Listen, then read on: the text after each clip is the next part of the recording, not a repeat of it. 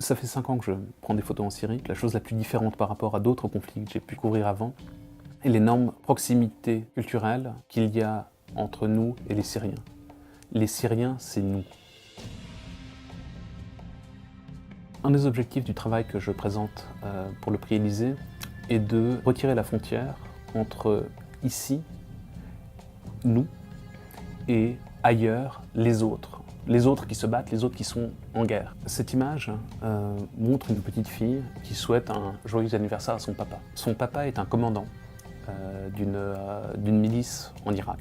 Raconter des combattants en les montrant que comme combattants, c'est les identifier comme des choses, c'est pas les identifier comme des êtres humains.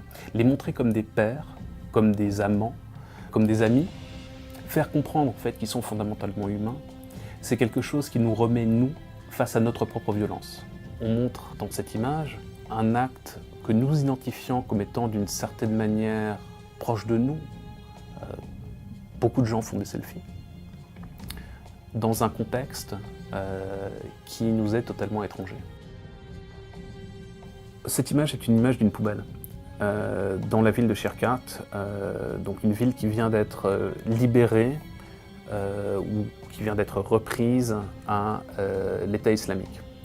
Cette poubelle est remplie de barbes qui sont soit des barbes de civils qu'on a forcés à porter la barbe, soit des barbes de combattants de l'État islamique qui se sont rasés en vitesse pour éviter d'être repérés.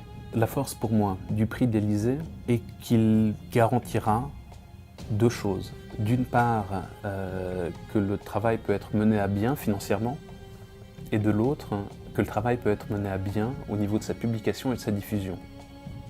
C'est pour ça, c'est ce qui rend en fait ce prix extraordinairement précieux.